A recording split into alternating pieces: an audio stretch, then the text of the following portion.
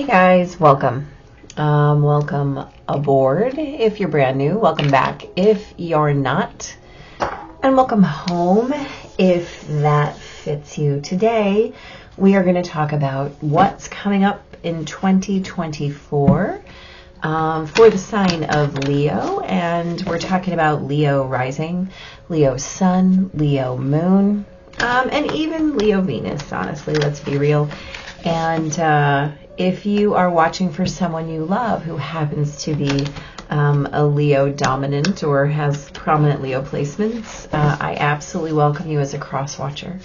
I think that the energy of those we love is just as important almost as our own in helping us figure out how to plan and manage our lives together. So we're going to talk about a theme. We're going to talk about blessings. We're going to talk about awarenesses. We're going to draw cards for each quarter. And we're going to talk about also the unknown. So gathering some insight for what we might not know, what might be on the way. Always important. Definitely a thing that we want to be paying attention to. So you, oh, my Leo friends, you have trust the divine plan. I love that. That's wonderful. So let's do a little talking about your astrology this year. So actually as a Leo, you have kind of a let's call it a quiet-ish year. Your full moon is the 25th of January at 5 Leo. Your new moon is the 4th of August at 12 Leo, right? The sun rolls into your sign on the 23rd of July this year. Venus pops in on the 12th of July. Yeah. And you don't have a lot of, like, let's call it inter-sign activity. We're not complaining, right? Sometimes that's a good thing. Sometimes we get to, seek a little bit of growth time. Sometimes we need to do a little bit of regrouping, and there's nothing wrong with that. Your opposite sign, Aquarius, has a lot going on this year. So we'll see. If you have placements in the 0, 1, or 2 degrees sign of Leo, you kind of need to be paying attention to Pluto, mostly because Pluto is moving signs this year into Aquarius from Capricorn. And so if you have something in the first couple of degrees, you're going to want to pay attention to Pluto's movement because that will be a big affect for you. That will have a lot to do with your year because Pluto is all about depth charging and tectonic movements. So you'll definitely want to be paying attention to that. Otherwise, it might be shaping up to be kind of a nice year of growth. And sometimes we're going to talk about inner growth, right? Either way. So let's talk about these oracles you have here. You've got Trust the Divine Plan, which is lovely, especially for a Leo, right? You guys are all about that embodiment of the highest and best, right? You guys have that regal, sacred energy kind of innately in your beings. So what a beautiful thing, right? What a nice way to honor it. You also have stepping into stillness as a blessing. My power is born in the majesty of silence. So let's remember that Leo is a kingly or queenly sign. And so when we're talking about majesty, we're talking about your energy inherently, right, which is beautiful. So stepping into stillness, trusting the divine plan, right? This could be a year where we're going to talk about how we're not going to push, right? How we're not going to be so perhaps assertive and maybe be a little bit more receptive. I just talked about this with your Cancer friends, your prior sign mates. And it seems as though those of you who, wow, what a powerful first quarter you have, Leo friends. Holy catfish. Let's keep here. So it seems that perhaps you're working with some inner expansion. You've got Jupiter as your awareness. So this is going to be for you about growth. About evolution, about abundance, about the ways that you amplify your own energy, right? And so if that's the case, it looks like you're looking for some internal awarenesses. And perhaps really what I'm feeling here is that you're looking for some a newer level of connectivity, a deepening of connectivity, right? And by that I'm talking about divine connectivity, self-connectivity, an awareness that will allow you to create something deeper within your own self, within your own awareness, within your own arena of power is what's coming in. So we'll take that. Right? And as we create that for ourselves, what happens is that, we expand in all the ways we're meant to expand. And sometimes we have to stop the blah, blah, blah in order to do that effectively. Finding that voice within is a beautiful thing. And trusting the voice within is even better. So if that is your journey this year, then that's quite amazing, right? The inner expansion, right? We talk about, we remodel a kitchen or a house, or we redo the entryway or the bathroom. But the key is, if you're limited by your space when you're doing a renovation or a remodel of an external space, the key here is that you're absolutely not. You have infinite space to remodel your interior, your inner spaces. And so if you're talking about that power of your own silence, you get to decorate that however you want, right? And when we're talking about Jupiter, we're talking about big. That's big expansion, right? And you've got like a dual nature of divine connectivity here. So this is really how you're going to not only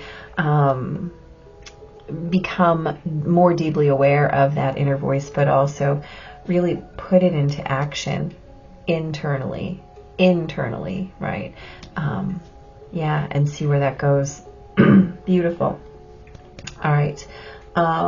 Let's have some conversations about your quarters here. So your first quarter, again, we're talking about huge growth. You've got the Emperor, the High Priestess, and Strength. So again, this is an amplification. This is just validation of what you're being asked to do, right? So this is the way that you're going to create your structure, or the way that you're going to seek to create your structure, to set your rules, to create your, I'm going to use the words interior empire, right? Your interior castle. I believe that's St. Augustine. I'm not certain. Don't quote me. But the interior castle is, your own inner domain. And how you create that is to just really be devoted to that, constantly coming back to that inner voice, to creating every opening, every bit of receptivity to the divine plan. And the way that you create that resonance is to just be in your stillness, the majesty of your own silence, right? And we're not talking about, we're not talking about a one-time 4-minute meditation session, right? This is a devotion. This is creating that channel and allowing that channel to be your natural state, which is quite lovely, honestly, quite lovely. Quite lovely for your first quarter. So you're just going to be called back to yourself again and again and again and again. Now in the second quarter, it looks to me as though what's going to happen is that something's going to come in as a shift, right? You're going to be shifted out of this sense of where am I, who am I, what am I? And the key here is, like, as we talk about the Five of Pentacles, we're going to talk about a perception of scarcity, a perception of abandonment, a perception of all the ways that we're not where we want to be or how we want to be, or that we don't have what we think we should have. Well, having done this inner work, you've already created this assessment that's in alignment with your divine plan. And so what are we going to do in terms of our abundance? Well, guess what? You have been gifted with the idea, right? An ace, remember, is a thing that we're gifted, and we have to grasp that with gratitude and put it into action. We can't shove an ace in our pocket. We can't put it in a drawer. We can't hold on to it for, when I feel like putting this into action. It doesn't work that way. Not at all.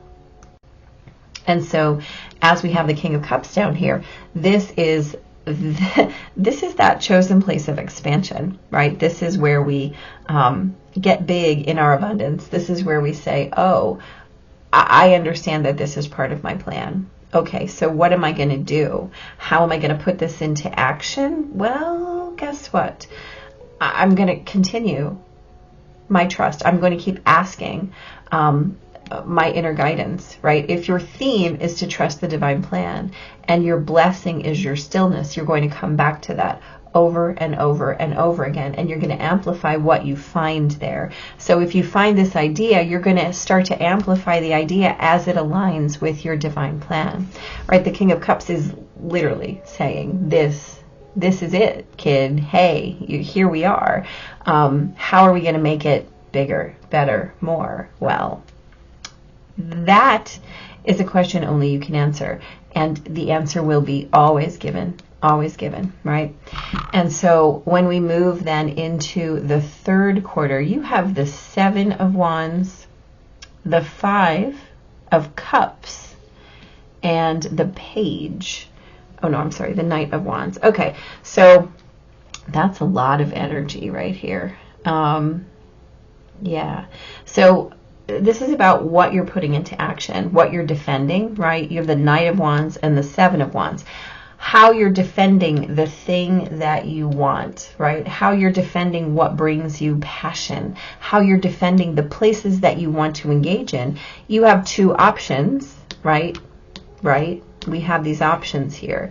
If you wish to continue this feeling of scarcity and lack, then the way to do that is to keep looking backward. It doesn't feel like that's in alignment with where you want to be, right? So in this third quarter, you're going to come into this awareness of, okay, so I see where I'm looking back. I see how my focus has been creating my outsider nature, how my lack of focus has been steering me.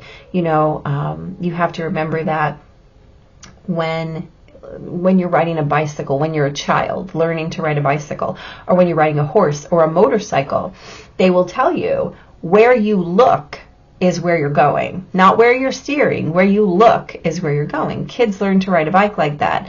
And so and it also works with horses and motorcycles. So the key is to make sure that your focus is where you want to go, not where you've been, right? If you keep looking backward, you're going to circle around every single time. And then you're going to feel like you're out of sync because you've already moved past that vibration, right? You've already increased your own level of capacity. And so if you keep turning in circles, what happens is you're going to be more and more uncomfortable. You already know that's not where you want to go.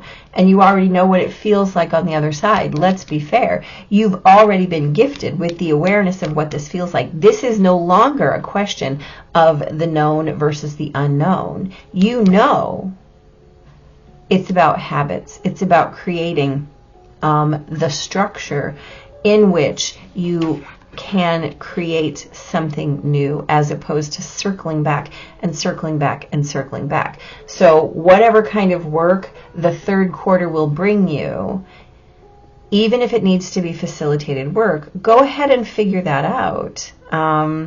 If you need to ask for help, find some help. If you need to figure out a different trajectory, figure out a different trajectory. If you need to widen your scope of awareness in terms of who and what and where and why and how you move forward, do that. It's not like you don't know what you want to feel and how to get there. You do. The question is, what's in your way and how am I going to get rid of it? Well, you know, you have to sharpen your focus. You have to make decisions. You have to make your scope of possibility so narrow in terms of, I'm not going that back way anymore. Like, what's over there is not my business. I've moved past this.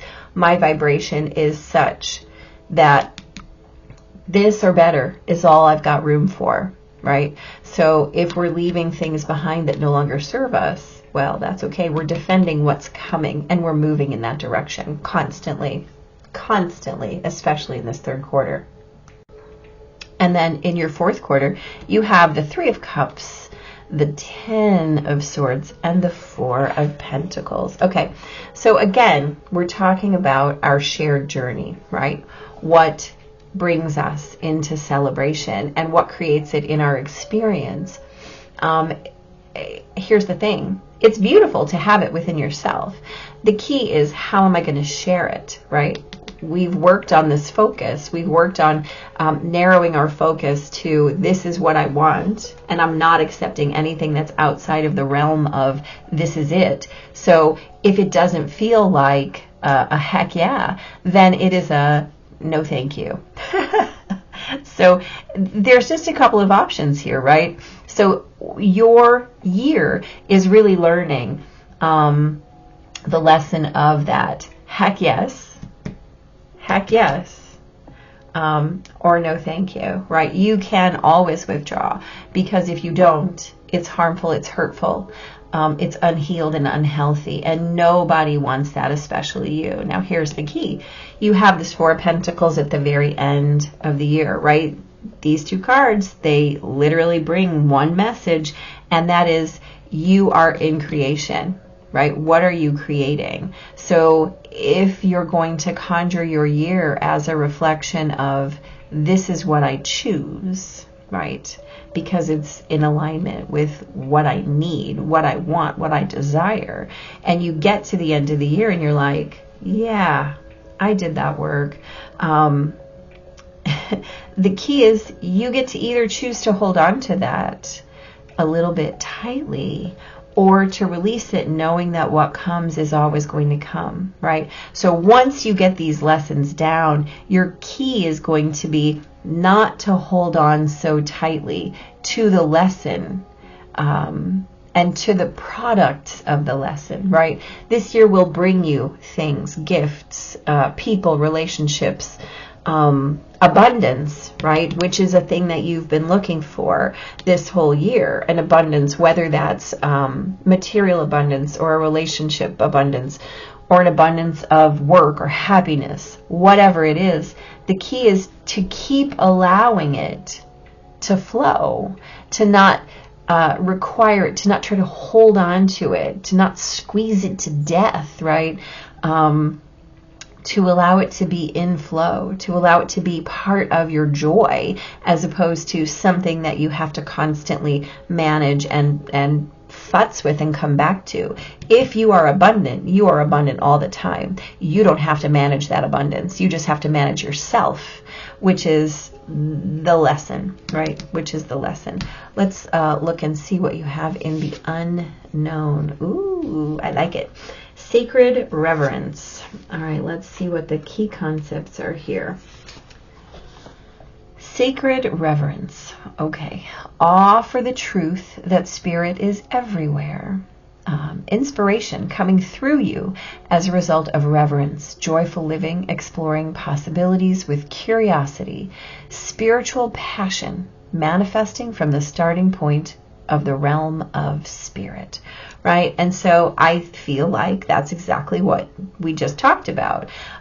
This is about how you get to expand your awareness to include yourself as part of the divine plan, to include your abundance and the function of your joy as within this process, right? If it doesn't bring you joy, then it's really not part of your abundance. And so if you're living every aspect of your life in terms of that reverence and being focused in your present, not on what is not there, but on absolutely what is there, guess what? Yeah, there's nothing else that you need to figure out or learn or manage other than yourself. Because once you've got that down, you understand that there's no separation between the divine plan and your plan, right? One of my #Oracle cards says divine timing is your timing. Well, the divine plan is your plan. And your journey from the awareness of that to the implementation of it and how you choose to stand in relation to it is your journey of this year. So if you approach your year with sacred reverence, you will be surprised by what comes and how, by maintaining yourself in relation to what comes, you find that at the end of the year, you can trust the plan, trust the process, and that you don't have to, I feel like I don't have to work too hard for it. I can just allow it to be in my field because I understand that the key is me, right? The key is you. And when that revelation hits, it's going to shift everything for you. Wow, that's beautiful.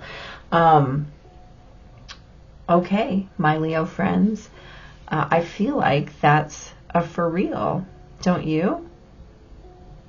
I don't feel like we even need any clarifiers. I think you've got it. This is such a beautiful self-reflexive, especially for a Leo. I feel like you're just innately going to move through this if you can keep reminding yourself to focus, right? To keep focusing throughout the year and focus on being open, focus on trusting, focus on not just trusting the process, but trusting the whole thing as part of your plan, right? It's not going to need you to be cheerleader. It's just going to show up. It's just going to show up for you. So I wish you nothing but the best. I'm super excited for you. Please hit the subscribe button so you can come back and tell me how this goes.